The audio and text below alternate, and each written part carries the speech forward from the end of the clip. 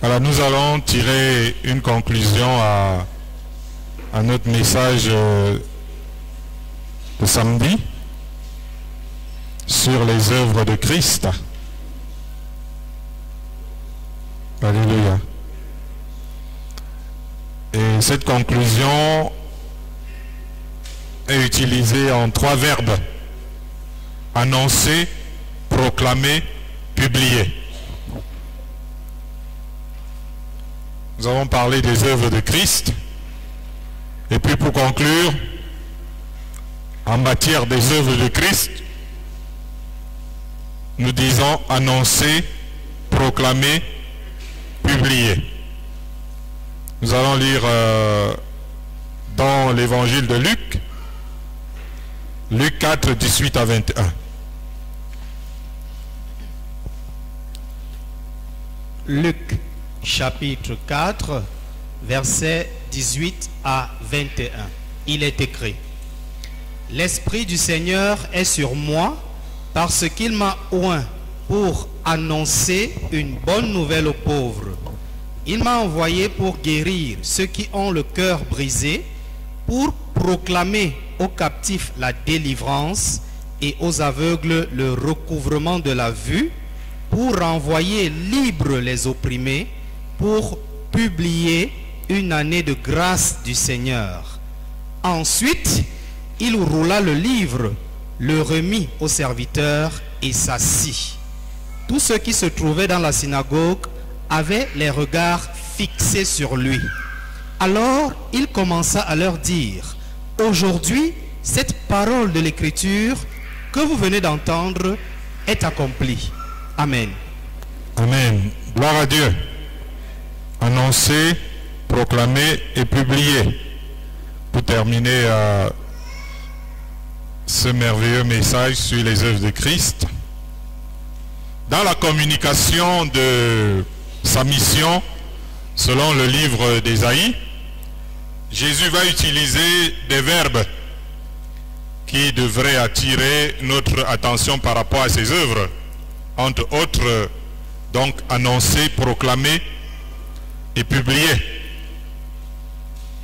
Même la naissance de Jésus d'une vierge et même le nom de Jésus qui lui a été donné, qui veut dire, pour rappel, Dieu sauveur, et tout ce qui s'est passé autour de son avènement arriva afin que s'accomplisse ce qui avait été annoncé par le prophète, à savoir que la Vierge sera enceinte, elle enfantera un fils et on lui donnera le nom d'Emmanuel, ce qui signifie Dieu avec nous. Voyez-vous, ce que les bergers avaient expérimenté le soir de sa venue au monde, la venue de Jésus, et qui avait réjoui ces bergers, était d'après ce qui avait été annoncé d'avance. Le massacre des nouveau-nés qui s'en suivait avait été aussi prophétisé par Jérémie. Même la fuite de Jésus en Égypte et son retour après la mort d'Hérode avait été prédite dans l'Ancien Testament. Et même le fait que Jésus fut naziréen ou nazaréen même. Gloire à Dieu. Jean-Baptiste avait été lui aussi annoncé par le prophète Ésaïe comme précurseur du Fils de Dieu. Il était, pour citer les Écritures, la voix qui crie dans le désert. Jésus a pris nos infirmités, il s'est chargé de nos maladies, comme cela avait été révélé d'avance. C'était au point que même la trahison de l'un de ses disciples avait été annoncée. Et le fait que les soldats se fussent partager ses vêtements, sans oublier toutes les souffrances qu'il allait endurer pour les hommes. J'aimerais vous faire savoir que le christianisme, ce n'est pas de l'improvisation.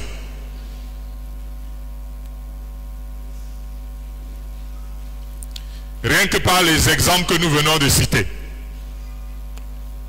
christianisme, ce n'est pas de l'improvisation, ce n'est pas la mise en œuvre des ambitions personnelles.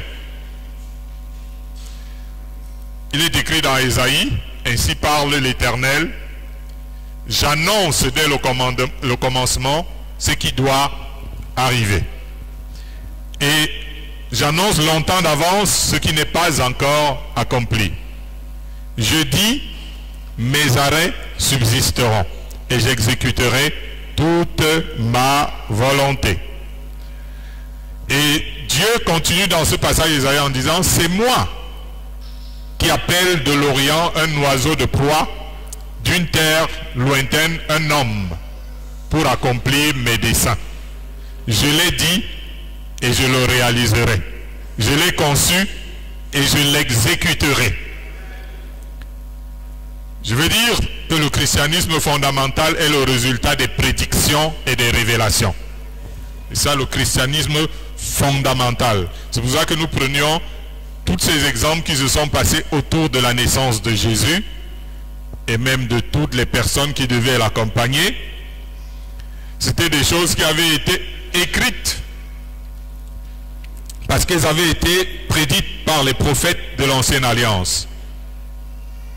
Ça, c'est pour introduire notre conclusion du jour sur les œuvres de Christ, à savoir annoncer, proclamer, publier. Gloire à Dieu. Alors lisons Matthieu 24, versets 24 à 27. Matthieu 24, 24 à 27. Matthieu chapitre 24, versets 24 à 27, le Seigneur Jésus dit, « Car il s'élèvera de faux Christ et de faux prophètes. Ils feront de grands prodiges et des miracles au point de séduire, s'il était possible, même les élus. Voici, je vous l'ai annoncé d'avance. Si donc on vous dit, voici, il est dans le désert, n'y allez pas. Voici, il est dans les champs, ne le croyez pas. Car, comme l'éclair part de l'Orient et se monte jusqu'en Occident, ainsi sera l'avènement du Fils de l'homme. » Amen. Amen. Dans les propos du Christ tirés de ce passage, il dit un mot. Je vous l'ai annoncé d'avance. Regardez ce qui se passe dans l'église corps de Christ aujourd'hui, en général. Et si vous êtes d'accord avec Christ, vous verrez que parmi tous ceux-là qui deviennent des messies pour leurs adeptes, tous ces prophètes qui réalisent des prodiges et de grands miracles, il y a aussi des ministres de Satan déguisés en ministres de la justice. C'est toujours dommage lorsque le serpent ancien, à travers un de ses ministres, réussit à entraîner dans son sillage les étoiles de Dieu, comme le livre d'Apocalypse le prédit. Et pourtant, le fait que Jésus nous l'ait annoncé d'avance, c'est pour que nous soyons sous nos gardes, afin de ne pas en être victimes. C'est très important. Nous voyons Jésus faire une annonce, mais nous remarquons qu'il le fait pour avertir. Nous remarquons qu'il le fait pour préparer. Nous remarquons qu'il le fait pour que les gens ne soient pas surpris, etc. Le christianisme laissera toujours présager des choses. Le christianisme laissera toujours présager des choses pour avertir les hommes, afin que leurs âmes ne soient pas piégées quand ces choses vont arriver, les choses annoncées dans l'évangile. La théologie fait aussi, je veux dire souvent, obstacle à la révélation dans l'église. Elle déforme l'œuvre de Christ. Parce que le Christ a su dire de manière ouverte et publiquement, je n'ai point parlé de moi-même, mais le Père qui m'a envoyé m'a prescrit lui-même ce que je dois dire et annoncer. sans révélation, en réalité, nous ne sommes pas en train d'accomplir l'œuvre de Christ. Gloire à Dieu. C'est la raison pour laquelle Jésus dit à ses disciples, quand le consolateur sera venu, l'Esprit de la vérité, il vous conduira dans toute la vérité. Il ne parlera pas de lui-même, mais il dira tout ce qu'il aura entendu. Et ce qui nous concerne aujourd'hui, c'est qu'il vous annoncera les choses à venir. Il me glorifiera parce qu'il prendra de ce qui est à moi et vous l'annoncera. Tout ce que le Père a est à moi. C'est pourquoi j'ai dit qu'il prendra de ce qui est à moi et il vous l'annoncera. Gloire à Dieu. À travers la communication du Saint-Esprit, qui doit être avec tous, parce que l'apôtre Paul prie que tous les chrétiens reçoivent la communication du Saint-Esprit. Et une fois que nous avons la communication du Saint-Esprit, en tant que personne, ça veut dire que à travers cette communication, l'Église de Christ est visionnaire. Jésus était en train de vouloir dire que son Église sera une Église visionnaire. Elle ne peut être surprise par ce qui se passe, bien au contraire. Parce qu'elle a une révélation, elle va anticiper. Même juste avant son ascension au ciel, le Seigneur a dit à ses disciples d'attendre ce qui leur avait été annoncé à propos du Saint-Esprit. Lorsque le Seigneur nous signale l'arrivée de quelque chose, nous vivons dans l'attente de son accomplissement. Alléluia. Il faut que les gens soient attentifs à ce qui leur est révélé dans chaque message. Ça veut dire que lorsque tu entends quelque chose qui vient de Dieu et qui te concerne, sois attentif à ça. Si nous ne sommes pas attentifs, nous pouvons tomber dans l'incrédulité dans laquelle les premiers disciples sont tombés. Parce que quand Jésus leur parlait de sa mort, de ses souffrances, de sa résurrection, ils ne prêtaient pas attention à ça. Parce qu'à un moment donné, il y a des choses dans notre marche chrétienne auxquelles nous prêtons attention, parce que ça semble être des choses qui nous flattent quelque part, et certaines autres, nous voulons bien que ça passe, alors que Dieu a déjà parlé, il est en train de dire que quelque chose va se passer. Alors quand Jésus disait des choses incroyables à ses disciples, telles que je vous enverrai, il y aura des miracles et tout, ils écoutaient bien. Mais lorsqu'il leur parlait, le Fils de l'homme sera arrêté, il sera jugé, il sera condamné, il sera martyrisé, il sera tué, il ressuscitera le troisième jour. Ça, les apôtres, ce côté-là, ils n'avaient pas trop envie de... Et vous savez bien que l'apôtre Pierre avait d'ailleurs protesté un jour de ce que Jésus soit en train de parler de la sorte. Amen. Et maintenant, parce qu'ils n'avaient pas prêté attention à ça, quand le Seigneur s'en va, ils se plaignent. Nous avons vu les disciples sur le chemin d'Emmaüs qui étaient en train de se plaindre de ce que ça fait déjà 3 jours qu'il est mort. Il semble même qu'il y a des femmes qui ont dit qu'il est ressuscité. Bon, mais nous, franchement, on se dit que ces femmes-là doivent avoir un problème. Vous comprenez ça? Donc avant que les disciples ne se convertissent réellement, ils étaient tombés dans l'incrédulité au point de douter de la résurrection du Christ. Quand cette résurrection eut lieu et que les femmes vinrent la leur annoncer. Parce que ce que Dieu annonce n'est pas le produit de notre imagination. Gloire à Dieu. Quand Dieu t'annonce quelque chose, ce n'est pas un truc dont tu as rêvé, ce n'est pas quelque chose que tu as pensé, que tu as conçu dans ton intelligence. Nous devons apprendre à emboîter le pas à la folie de Dieu. Il y a beaucoup de personnes ici à qui Dieu a dit des choses. Il te dit quelque chose, mais ça semble fou. Et tu préfères vivre dans tes raisonnements humains. Mais c'est très important lorsque Dieu t'a parlé, même si c'est fou, entre dans la folie de Dieu. Entre dans la folie de Dieu. Alléluia. Parce que l'apôtre Paul dit que la folie de Dieu est plus sage que les hommes. Est-ce que quelqu'un m'écoute?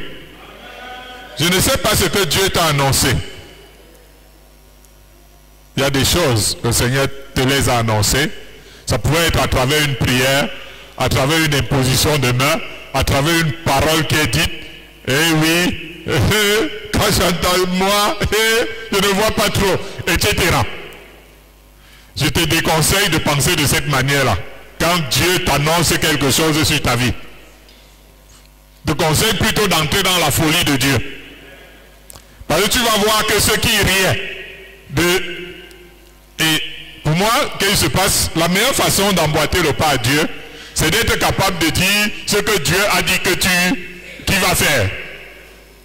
Il y a beaucoup de personnes, Dieu a dit quelque chose, peut-être même à travers le pasteur, disent non, il ne faut pas qu'elle parle tout le temps, ça te semble fou, hein. C'est une histoire de con ça, c'est dingue, etc. Il ne faut pas qu'elle parle trop de ça, de peur que les gens se mettent à se moquer de moi.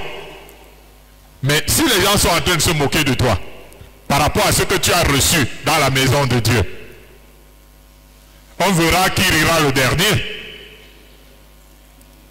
Entre dans la folie de Dieu, mon frère. Parce que plus tard, les gens vont commencer à fermer leur bouche. Jude demande aux croyants de se souvenir de ce que leur ont annoncé les apôtres du Seigneur. Voilà. Eux aussi, ils ont emboîté le pas au maître. N'allons pas nous prosterner devant les anges. N'allons pas nous prosterner et de rendre culte à ceux qui nous annoncent des choses extraordinaires. Parce qu'en réalité, c'est le fonctionnement normal du christianisme véritable. C'est parce que nous vivons dans la religion. Vous savez ce que l'ange a dit à Jean, quand Jean voulait l'adorer, il a dit « Stop mon frère, ne fais pas ça. » Le témoignage de Jésus est l'esprit de la prophétie. Je vais vous dire, cette parole, restons un peu sur ça. Vous qui parlez avoir un témoignage de Jésus dans votre vie, la Bible dit le témoignage de Jésus est l'esprit de la prophétie. Ça veut dire qu'en tant que témoin de Jésus, je dois être capable de parler d'une chose que Dieu m'a dite. Donc, une annonce que Dieu a faite sur moi et qui s'est produite. Pour que le Dieu que j'annonce soit reconnu comme un Dieu vrai. Parce que le témoignage de Jésus est l'esprit de la prophétie.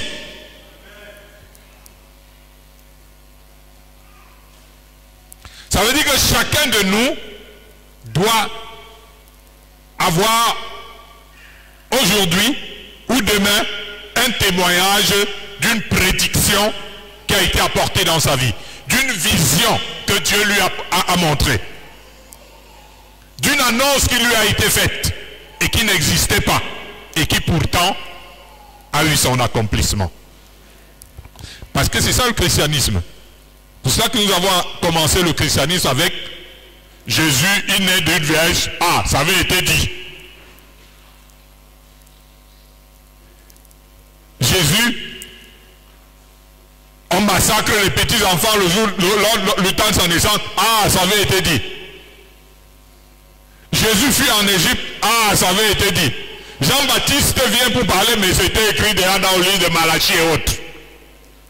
Donc tout ce qui arrivait à Jésus, c'était des choses qui avaient été écrites.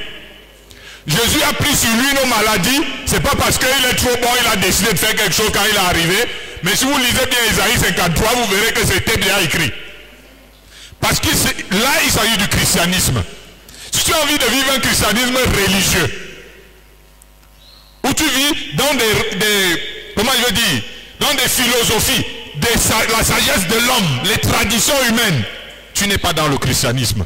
Parce que le christianisme prédit, le christianisme annonce et la chose arrive. Parce que notre vie est le résultat des choses qui ont été annoncées, des choses qui ont été dites. Et tu dois te rassurer qu'il doit en être ainsi de ta vie maintenant, demain et toujours.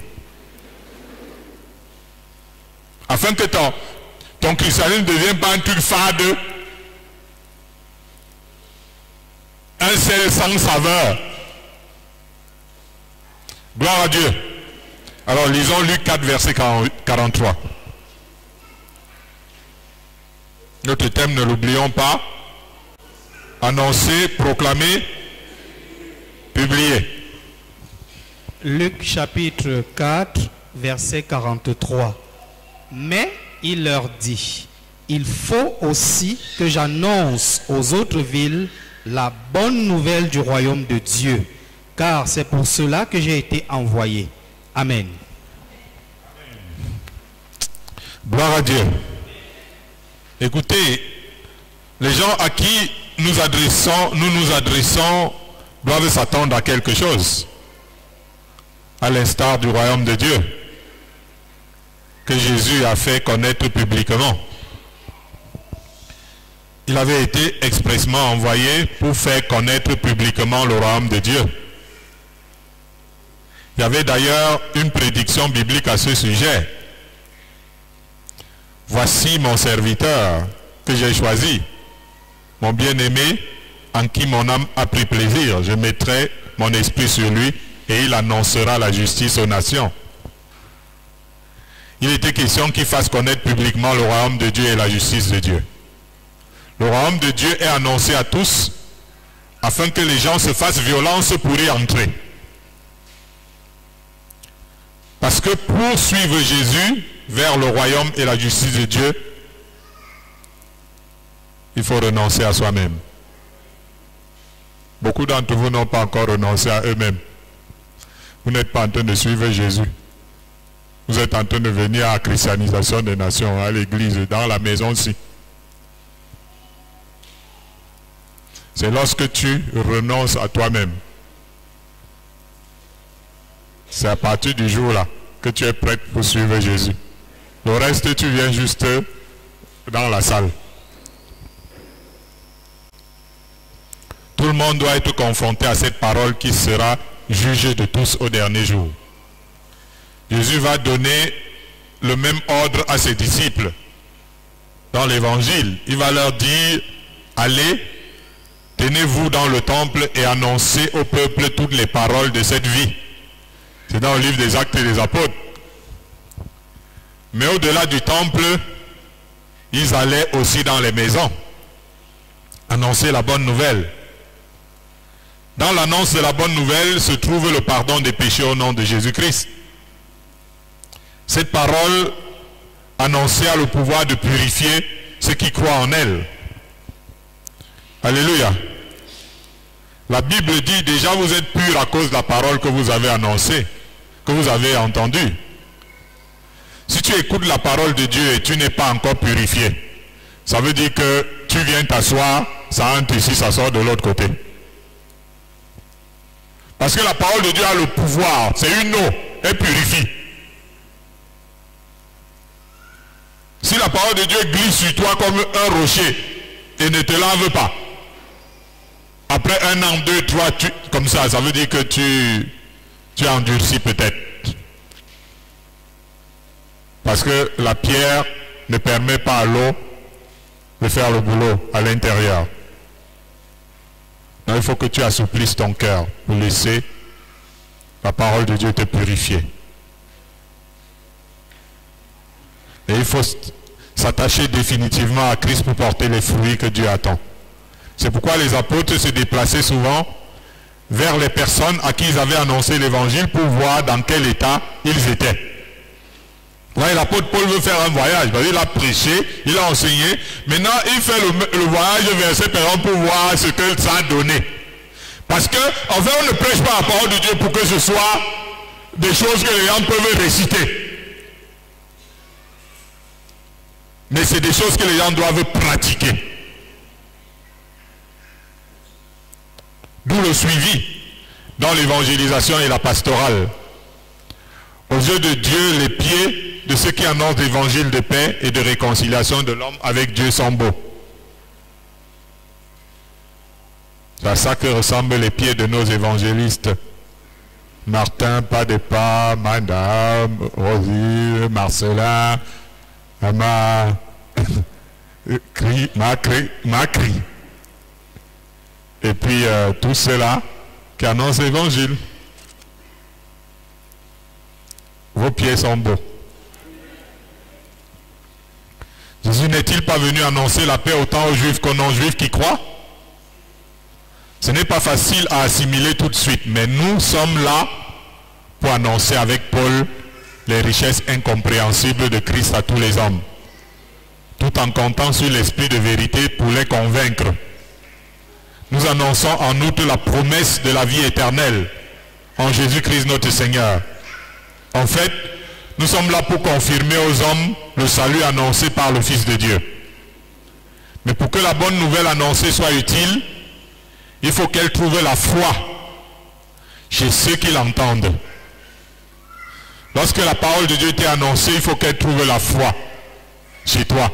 Là, elle va produire quelque chose. Soyons ces messagers de la bonne nouvelle des temps de la fin.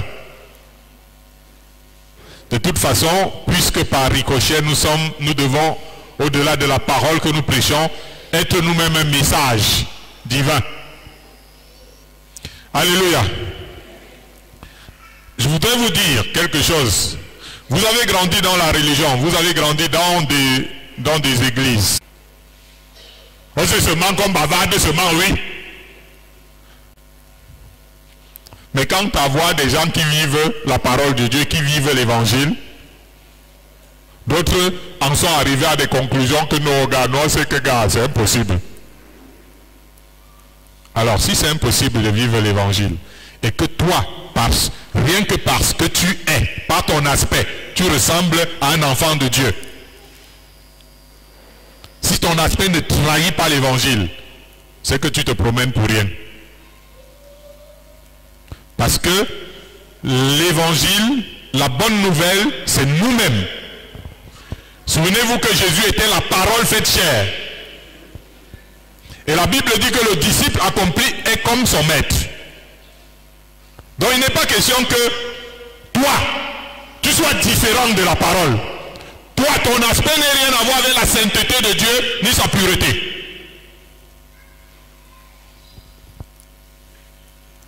Et vous savez ce que l'apôtre Pierre dit? Il dit à l'église, vous, au contraire, vous êtes une race élue, un sacerdoce royal, une nation, un peuple acquis, pour annoncer quoi? Votre propre caractère. Pour annoncer quoi? Pour annoncer les vertus de celui qui vous a appelé des ténèbres à son admirable lumière. Ça veut dire que, en tant que chrétiens, nous ne sommes pas là pour annoncer notre mauvais caractère. Nous devons mourir quant à nous-mêmes pour annoncer Christ. C'est pas compliqué, hein? Ceux qui vont être le reflet, qui vont refléter le Seigneur dans le monde, ce seront ceux qui ont accepté de mourir à eux-mêmes. Ce seront ceux qui ont accepté de renoncer à eux-mêmes. Ceux qui ont choisi de ne pas marcher selon le monde. Si ces choses-là ne sont pas mises en avant dans ta perspective, ton ambition de marcher derrière le Seigneur, tu vas échouer lamentablement dans ton christianisme.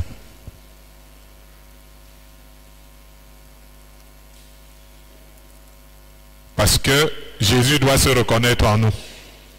Ce n'est pas le diable ou le monde qui doivent se reconnaître en nous.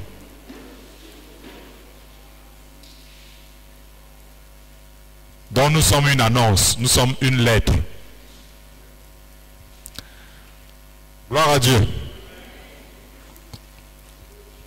Ça c'est en dehors de l'annonce verbale. Ça veut dire qu'un chrétien peut être quelque part et tout le monde sait qu'il est chrétien. Même s'il n'a pas encore prêché au voisin. Comment il est, comment il se comporte, son langage, son habillement, tout ce comment il fait, ses actes. Les gens vont sentir qu'il y a quelque chose de différent chez celui-ci par rapport à tous les gens qu'on voit ici au quartier. Le chrétien est différent, je vous en prie. Je vous dis tout de suite, le chrétien est différent.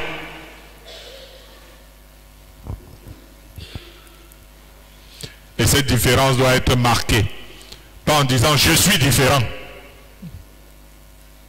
Mais les gens doivent remarquer que toi tu es différent. Si tes amis fonctionnent avec toi, ils ne voient pas que tu es différent d'eux. Tu n'es pas chrétien. Si tes voisins ne peuvent pas voir que tu as un message différent, tu n'es pas encore chrétien.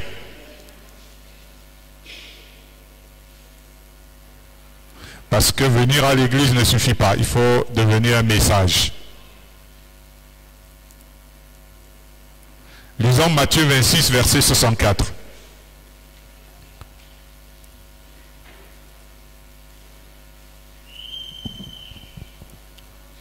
Matthieu chapitre 26, verset 64. Jésus lui répondit, « Tu l'as dit. De plus, je vous le déclare, vous verrez désormais le Fils de l'homme assis à la droite de la puissance de Dieu et venant sur les nuées du ciel. » Amen. Amen. Jésus est venu aussi faire des déclarations publiques de la part de Dieu. Il est venu faire des déclarations. Ça veut dire qu'en dehors des annonces, la proclamation, des déclarations publiques de la part de Dieu. Parce qu'il avait de l'avance sur ses contemporains. La plupart des personnes ne savent pas ce qui arrivera demain, ni comment sera notre pays, ou comment sera son avenir, ou la famille, ou des choses pareilles. Mais le chrétien qui est connecté à Dieu doit avoir de l'avance sur ses concitoyens. Ça veut dire que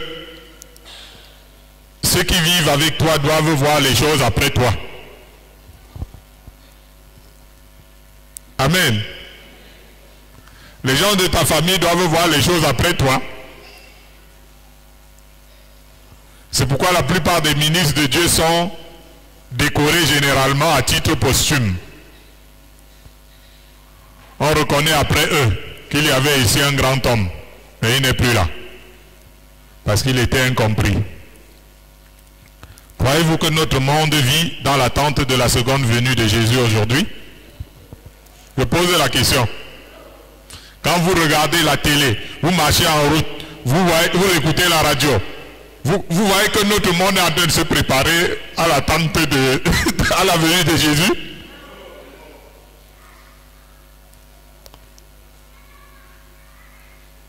Alléluia.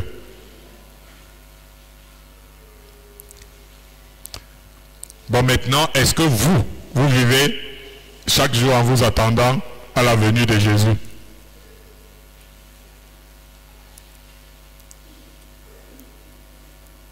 En voyant des scandales dans certaines congrégations, on a l'impression que les chrétiens aussi ne se préparent pas à cela.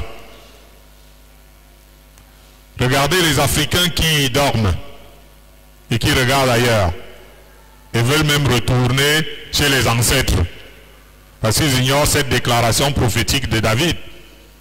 Je proclame l'Égypte parmi ceux qui me connaissent. Alléluia. C'est dans Sion qu'ils sont nés. Cette prédiction veut dire, entre autres, que les Africains connaîtront l'Éternel à partir du salut qui vient des Juifs, ce qui veut dire à travers le christianisme. C'était écrit comme ça dans l'Ancien Testament. Ce ne sera pas à travers les traditions des ancêtres.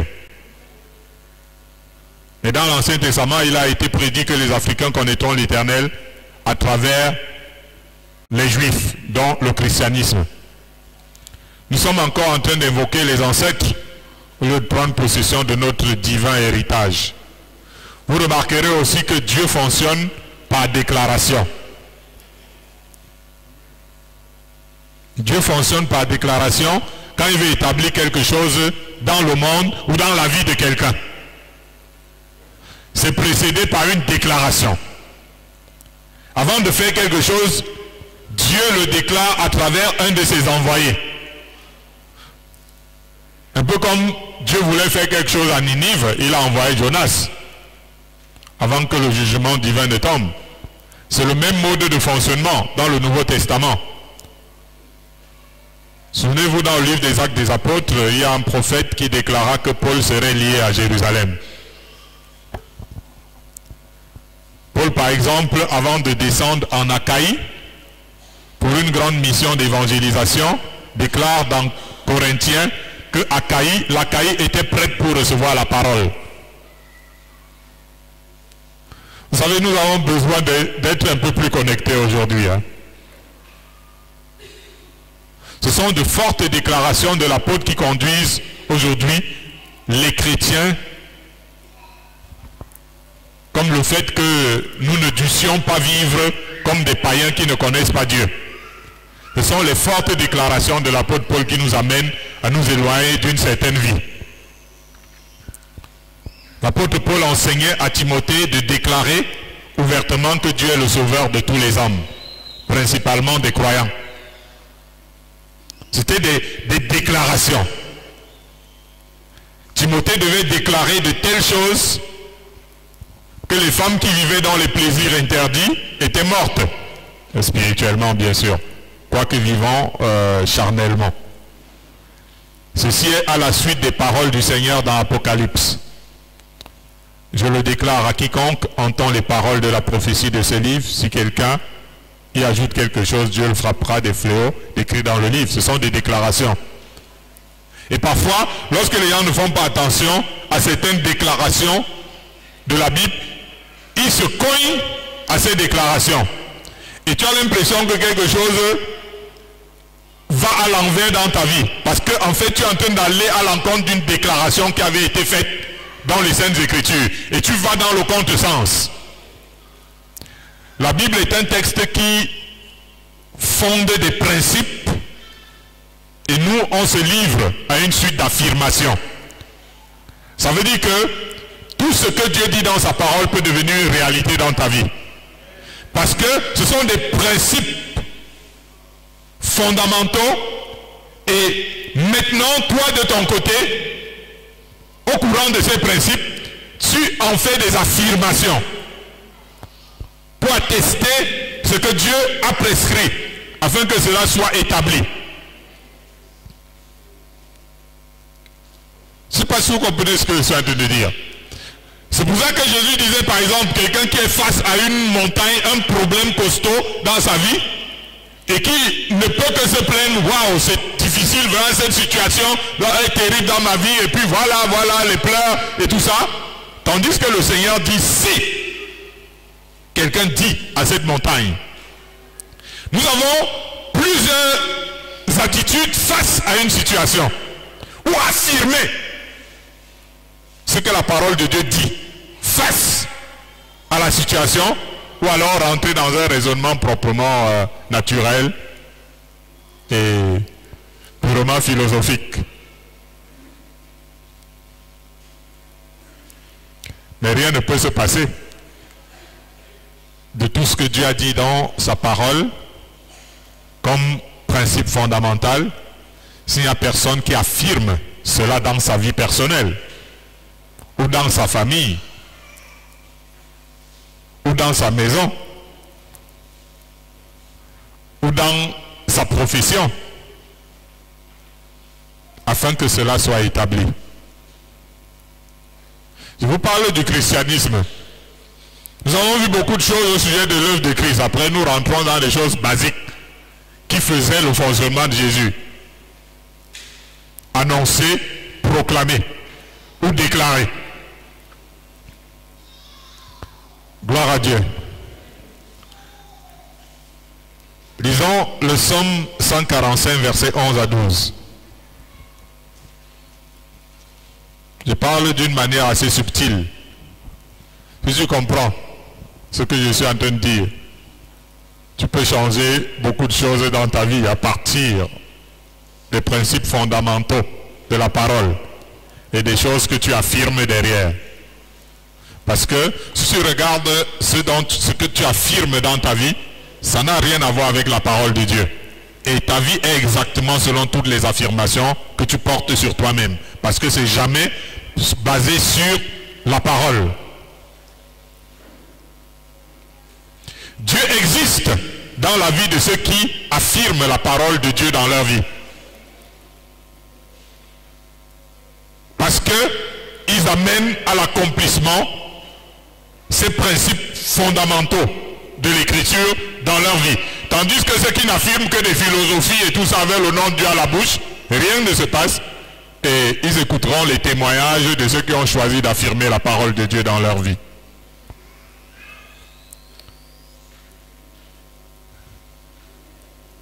Est-ce que vous comprenez ce que je suis en train de dire? Nous avons beaucoup de choses à dire là-dessus. Lisons le psaume 145, versets 11 à 12.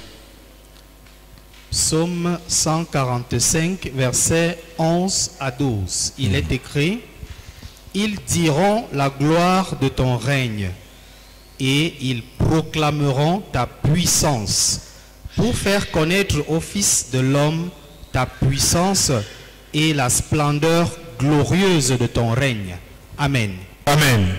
Avant de revenir à cette parole, je reviens sur quelque chose. Vous pouvez, je vous prends un simple exemple d'affirmation.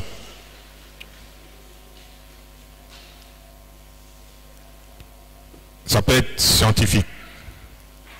Il y a des gens qui font la médecine dans la salle.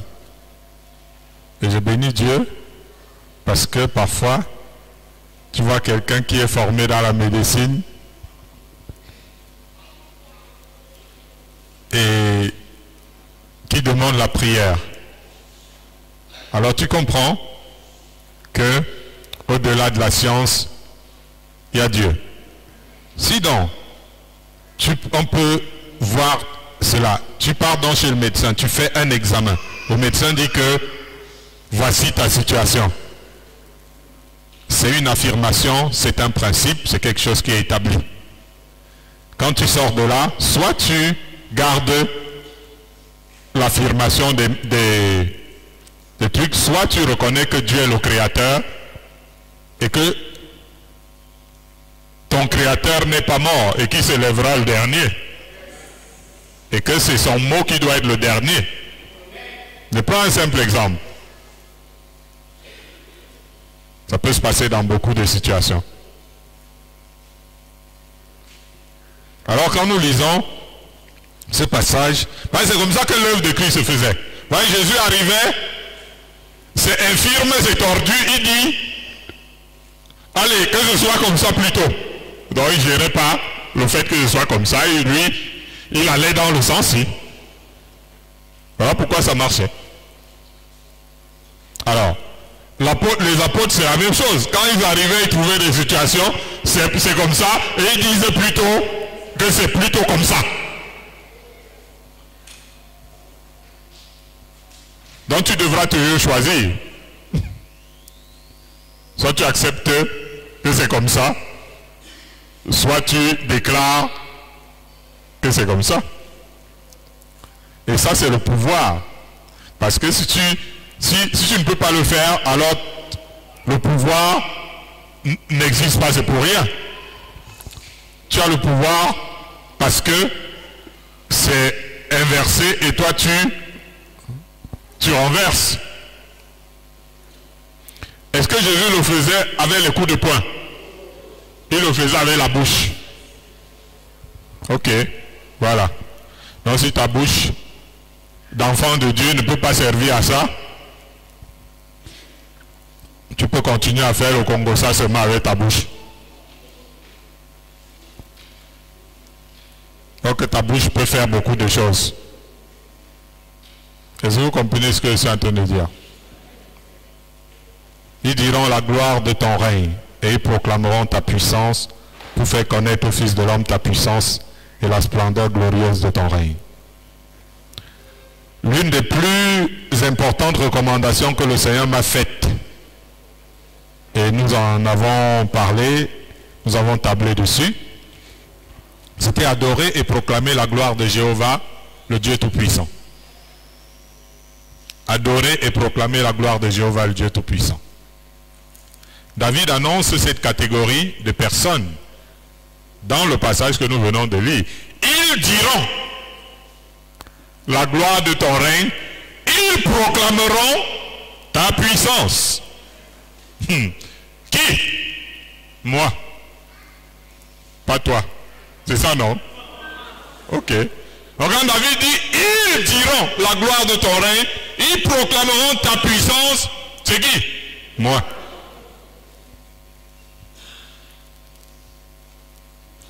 David annonce cette catégorie de personnes qui diront la gloire du règne de l'Éternel et qui proclameront sa puissance dans le but de faire connaître aux fils des hommes la puissance glorieuse du règne de Dieu. Moïse, dans son cantique, dit qu'il proclamerait le nom de l'Éternel. Son objectif étant que tous rendent gloire à notre Dieu. Nous ne pouvons nous retenir honteusement dans le cas où c'est notre propre nom que nous voulons clamer. Alléluia. C'est-à-dire que tu as envie de parler toi-même, en mon nom il y aura ceci, il y aura cela. Non. Mais si c'est le nom de Jésus que nous voulons glorifier comme la Samaritaine, nous devons aller claironner ce nom partout. Alléluia. Il y aura des résultats positifs sur ceux qui vont nous entendre. Plusieurs Samaritains de cette ville crurent en Jésus à cause de cette déclaration formelle de la femme. Il m'a dit tout ce que j'ai fait. Tu as rencontré quelqu'un, tu lui as fait ton témoignage et il croit. Toi aussi, en voulant faire connaître aux hommes la puissance divine et la gloire de Dieu, il y en a qui croiront et qui seront sauvés. Si les cœurs sont durs, parle comme Jean-Baptiste dans tes prières. La parole de Dieu, elle est là, hein? Évangéliste. Chers évangélistes, la parole de Dieu est là. Il faut savoir l'utiliser. Alléluia.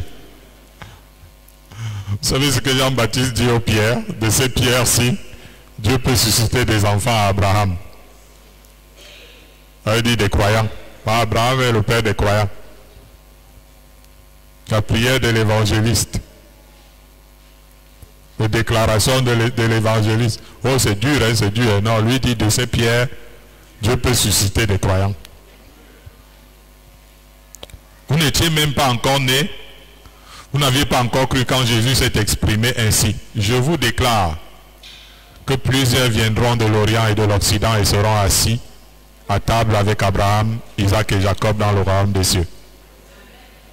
À cette époque-là, Jésus n'avait que 12 disciples et tout le peuple l'avait rejeté.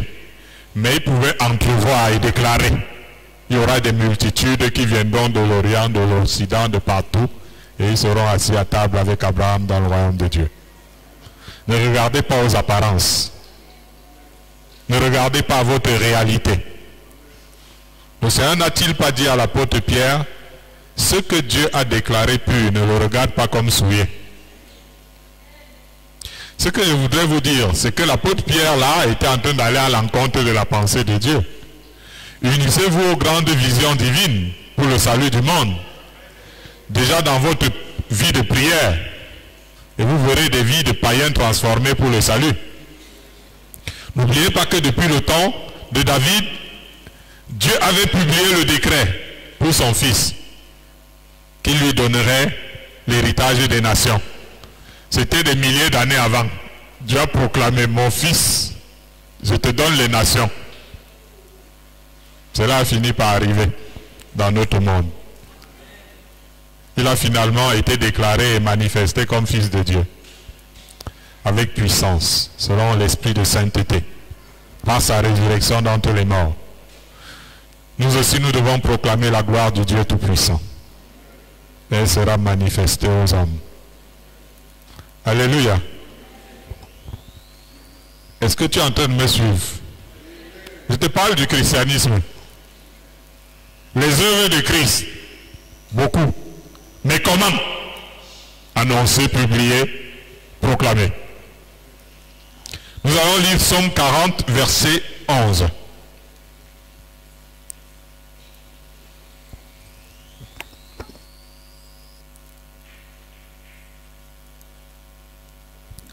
Psaume chapitre 40, verset 11, il est écrit: Je ne retiens pas dans mon cœur ta justice, je publie ta vérité et ton salut. Je ne cache pas ta bonté et ta fidélité dans la grande assemblée. Amen. Amen. Il est question pour nous de ne respirer que pour faire paraître les œuvres de l'Éternel à toutes les nations. Si possible. C'est-à-dire que si tu peux faire que les œuvres de l'Éternel paraissent à toutes les nations, fais-le. Mais il faut que tout blocage soit ôté de nous. C'est à l'époque de l'Ancien Testament que Dieu scellait beaucoup les révélations. Jusqu'aux paraboles de Christ. C'était généralement dit, scelle cette prophétie, scelle. Jésus vient les paraboles. Mais depuis le temps de l'Église primitive, la vérité et le salut de Dieu doivent être publiés. Voire édités en permanence, parce que les paroles s'envolent, mais les écrits et les images restent. Paul dit, nous rejetons les choses honteuses qui se font en secret. Nous n'avons point une conduite astucieuse. Et nous n'altérons point la parole de Dieu. Mais en publiant la vérité, nous nous recommandons à toute conscience d'homme devant Dieu. Mon frère, ma soeur, ne sommes-nous pas la lumière du monde? Qu'est-ce qu'il y a alors avec les mapanes?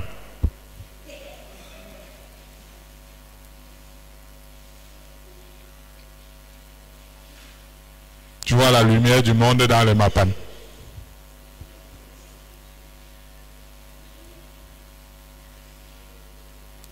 Les choses cachées avant la fondation du monde doivent être révélées en notre temps. La puissance de la révélation doit être dans la maison de Dieu, afin que les non-croyants soient touchés eux aussi quand ils viennent dans la maison de Dieu. Parce qu'ils se sentiront exposés et donneront gloire à Dieu. Dieu va susciter parfois même des combats devant nous pour nous en délivrer devant les multiples pharaons. Israël avait un pharaon, de nos jours nous en avons parfois de multiples.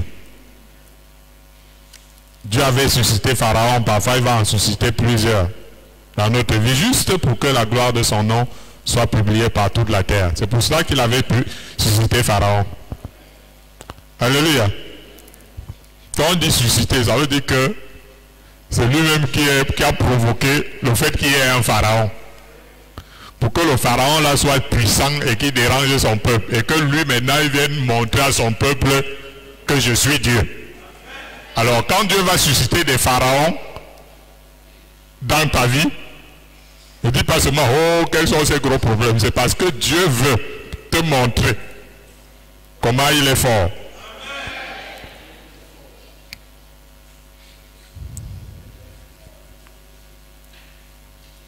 Emmanuel Grâce, tu souffres plein de choses. Mais Jésus t'a choisi. Tout ce que le Seigneur veut, c'est que tu quittes les choses qui ne l'honorent pas. Parce qu'il va t'utiliser puissamment. Et les choses que tu es en train de souffrir, c'est le témoignage. Les petits témoignages sont les gens qui n'ont pas beaucoup vu les petits, qui n'ont pas eu les vrais problèmes. Ils auront les petits témoignages. Vous comprenez ce que je suis en train de vous dire? Mais ceux qui ont vécu les grands problèmes auront des grands témoignages.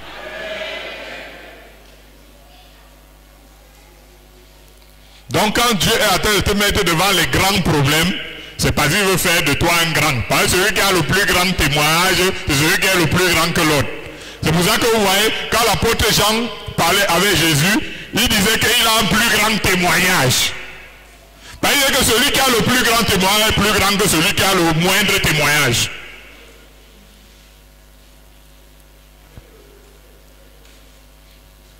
Si tu ne veux donc pas les problèmes, tu auras un petit témoin et toi-même tu seras petit.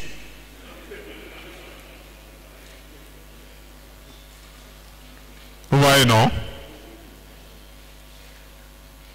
Ça veut dire qu'il faut arrêter le Congo, ça avec notre bouche.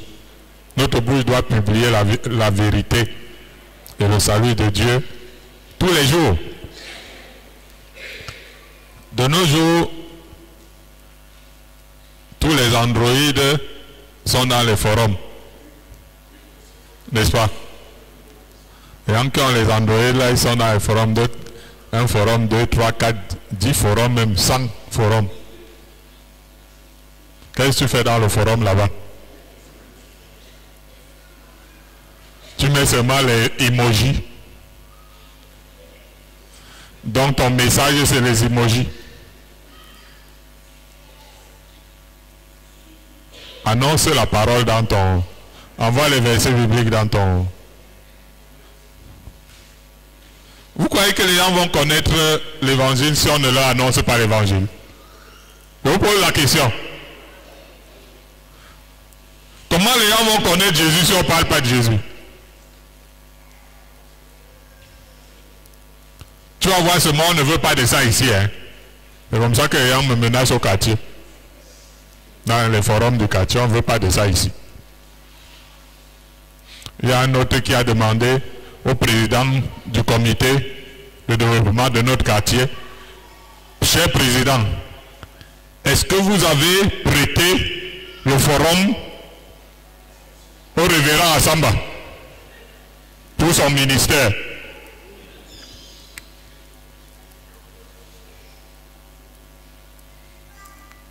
Après, 1 an, 2, 3, on est toujours en train d'envoyer. Après, personne ne parle plus, on ne dit plus rien. On voit seulement, on ne parle plus. Et c'est là comme ça jusqu'à la fin du monde. Vous aurez toujours le petit message de l'homme de Dieu.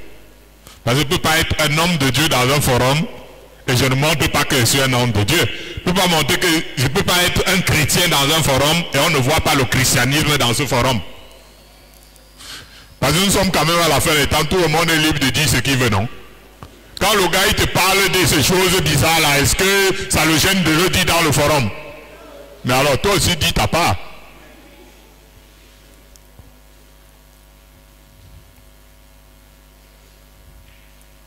Il faut arrêter le Congo ça dans les trucs.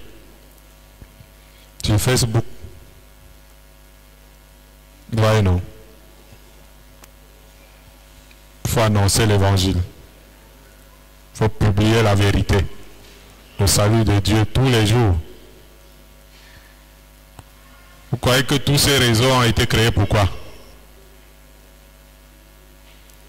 Je vous pose la question. Les réseaux ont été créés pourquoi? Hein? Voilà, je ne sais pas ce que Musk a voulu faire, mais ce que moi je suis en train de vous dire, c'est que Dieu a permis qu'il le fasse. Pour donner un moyen aux enfants de Dieu de saturer l'atmosphère par l'évangile.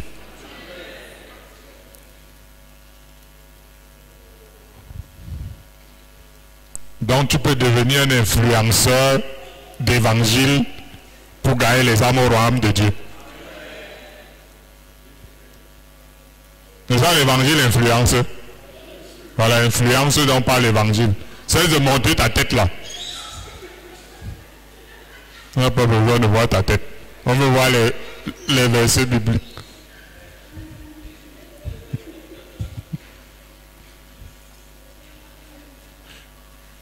Parce que Jésus est venu publier. Et nous devons lui emboîter le pas. Et nous aujourd'hui, nous avons plusieurs moyens de publier. Publier l'évangile, publier le salut, publier la paix avec Dieu à tous les hommes. Leur demander de se réconcilier avec Dieu. Ça c'est possible. Et ça mène la présence de Dieu même là où on n'imagine pas.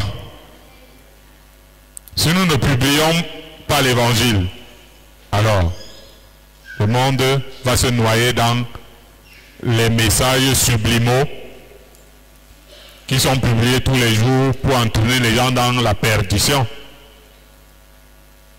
Vous voyez, non? Lisons un dernier passage dans la Bible pour clôturer notre message.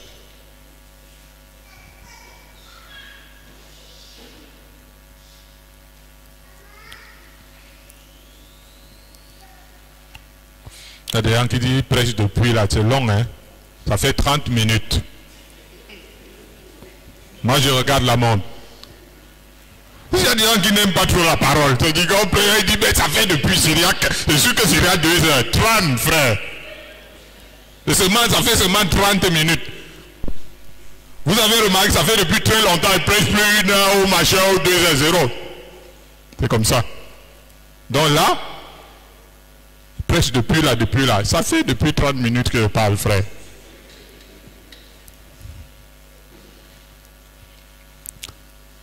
Voilà.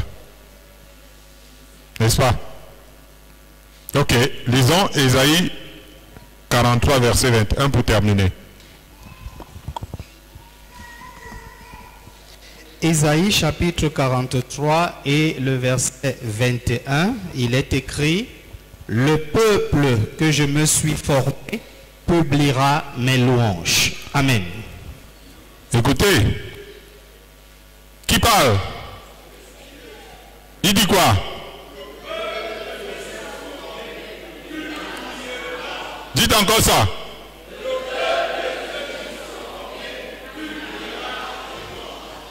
Est-ce que tu publies dans les louanges de Dieu? Parce que le peuple que Dieu a formé va publier ses louanges. Il y a des croyants qui ne se sentent pas concernés par la publication des louanges de l'Éternel. Ils ne font pas partie du peuple que Dieu s'est choisi pour publier ses louanges. Si vous êtes un vase que Dieu a formé, vous êtes concerné par ceci. Vous livrerez au public les louanges de l'Éternel. Voilà la question qui est posée à tous dans les psaumes. Il y a une question que le psalmiste a posée. Il a posé la question de savoir qui dira les hauts faits de l'Éternel. C'est dans les psaumes. Qui dira les hauts faits de l'Éternel? Qui publiera toute sa louange? Diras-tu pas moi? Ne veux-tu pas être connu officiellement comme celui qui se réjouit du salut de l'Éternel, tout en publiant ses louanges?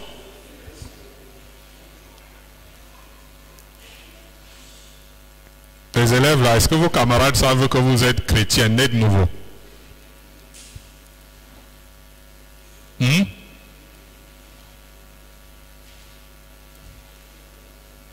Les élèves, vos camarades savent que vous êtes des chrétiens nés de nouveau? Ou bien si le gars passe quelque part là, il dit que qu'est-ce que tu fais dans cette salle?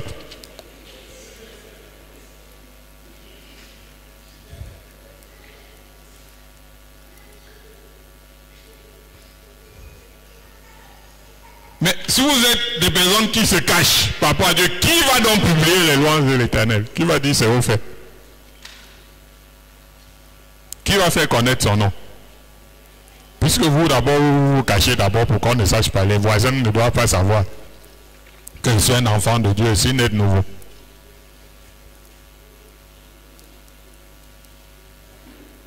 Le psalmiste dit à Dieu: tu as multiplié, Éternel mon Dieu, tes merveilles et tes desseins en notre faveur. Nul n'est comparable à toi. Je voudrais les publier et les proclamer. Mais leur nombre est trop grand pour que je les raconte. On ne peut pas dire tout ce qu'il a fait pour nous. Mais être quand même reconnaissant à un certain niveau, ça compte. Il nous est recommandé de publier parmi les peuples les hauts faits de Dieu. Comment? À travers ton Android, à travers ton Instagram, à travers ton Twitter, à travers ton Facebook, à travers ton TikTok. Parfois tu regardes un TikTok, tu vois une soeur, elle fait Bon, après,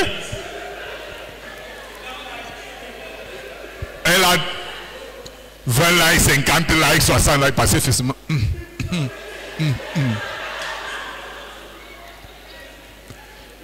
Tu t'es dit que mais c'est quoi ça?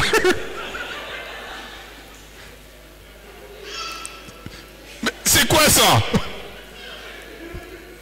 Ça prêche quoi? Ça veut dire quoi? Elle annonce quoi?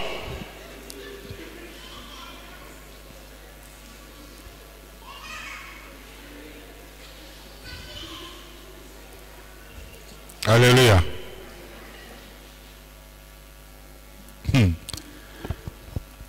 Tant que nous ne sommes pas muets, tant que nous pouvons utiliser nos mains, publions la loi du Seigneur. Même quand nous n'en sommes pas les auteurs. Vous voyez? Publions ces merveilles dans l'assemblée, sachant dire merci à Dieu pour quelque chose qu'il a fait pour nous. Quand on dit témoignage, vous avez remarqué quand on dit témoignage, c'est madame qui se lève, c'est Rosine.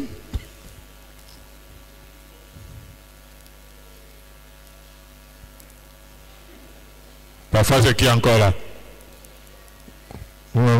Voilà, c'est divine. Elle se lève là-bas en haut. Vous avez raison de témoigner. Les autres ont tort de ne pas témoigner.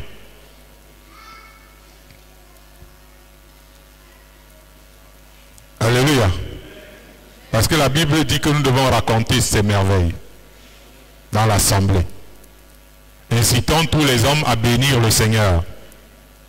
Les œuvres d'inspiration divine doivent être publiées afin qu'elles soient connues par toute la terre. Parce que c'est pour l'édification et l'éclairage. Le prophète Isaïe déclare: je publierai les grâces de l'Éternel. Je publierai les louanges de l'Éternel d'après tout ce que l'Éternel a fait pour nous. Je dirai sa grande bonté envers la maison d'Israël, qu'il a traité selon ses compassions et la richesse de son amour. Il est bon de rappeler que le premier livre imprimé de l'histoire est...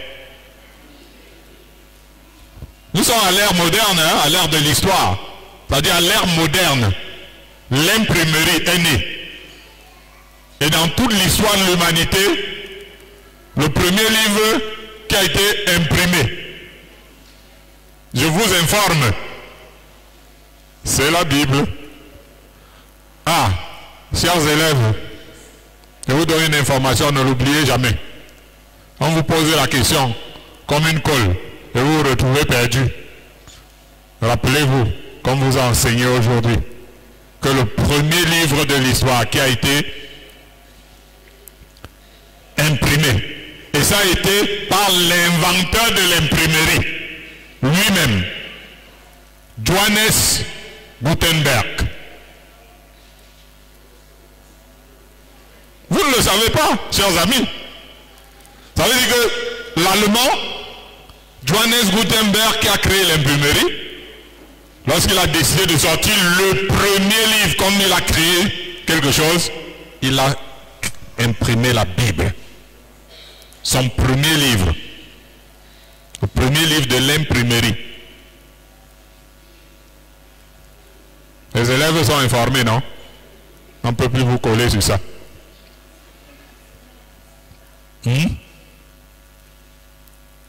Nous sommes enseignants à l'histoire, donc j'avais répondu à cette question quand j'étais au cours moyen de, après j'ai oublié, je ne sais plus, quel est le premier livre qui a été imprimé dans le monde, dans l'histoire, beaucoup d'entre vous ont appris ça à l'école, mais qui le sait? C'était pour répondre à la question du professeur. Dès que l'école est finie, ça va. Mais on ne sait plus, on n'est même plus au courant de ça. Mais maintenant, il faut que ce que vous avez appris à l'école, demain, imaginez-vous, c'est l'histoire qui le raconte. Le créateur de l'inventeur de l'imprimerie, c'est Johannes Gutenberg. Et pour montrer la puissance de son instrument qu'il a créé, il a fait d'abord le livre le plus long, le plus large. Vous connaissez le nombre de pages de la Bible? Ça veut donc dire que c'est l'Esprit de Dieu qui a créé l'imprimerie. Nous devons pour publier l'évangile. Donc, les écrits sur le plan moderne ont été faits pour annoncer l'évangile. Donc quand vous êtes en train d'écrire, si vous n'annoncez pas l'évangile, vous dérangez l'écriture parce que on a créé l'imprimerie pour annoncer l'évangile. C'est après que tout le monde en a profité. Nous devons créer des plateformes pour rendre les œuvres de Dieu positivement vulgaires. Ça doit être vulgaire, on doit voir ça partout. J'aimerais que vous sachiez que la renommée de Christ, lors de son séjour terrestre, se formait avec l'aide de toutes ces personnes qui allaient publier tout ce qu'il avait fait pour elles. De sorte que des multitudes ne faisaient qu'accourir pour recevoir eux aussi leur part. Quand Dieu a fait quelque chose pour toi, tu ne peux pas annoncer aux autres ce que Dieu a fait pour toi. Tu leur prives de la bénédiction qu'eux aussi devaient venir recevoir.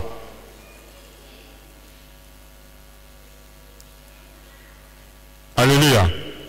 Comment voulez-vous que ceux qui ne vivent pas en direct les merveilles du Seigneur soient dans l'émerveillement s'il n'y a personne qui leur raconte ce que la merveille que Dieu a fait pour lui? Jésus dit par exemple à l'homme en qui étaient sortis les démons, d'aller dans sa maison raconter tout ce que Dieu a fait pour lui. N'est-ce pas, le fou là? Le Seigneur veut œuvrer à travers une grande propagande. Je suis en train de vous parler des œuvres de Christ, comment d'une manière concrète ça s'est produit dans le monde. C'est pourquoi Jésus dit à ses disciples, ce que je vous dis dans les ténèbres, dites-le en plein jour. Ne dites pas que Dieu m'a dit une révélation dans ma chambre, va dire aux autres aussi la révélation là, pour que ça devienne populaire. Et ce qui vous est dit à l'oreille, prêchez-le sur les toits. Ça veut dire que le Seigneur attend une propagande. Le Seigneur attend la propagande. Est-ce que vous comprenez ce que je suis en train de dire? À nous de faire une mise en place pour annoncer, proclamer et publier la gloire de notre Dieu. C'est ainsi que le mouvement du Saint-Esprit va s'étendre à tous les hommes. Ce ne sera jamais sans l'annonce, la proclamation et la publication. Que Dieu vous bénisse. Voilà, nous allons garder un moment de 1 minute de silence pour réfléchir sur ce que nous avons entendu.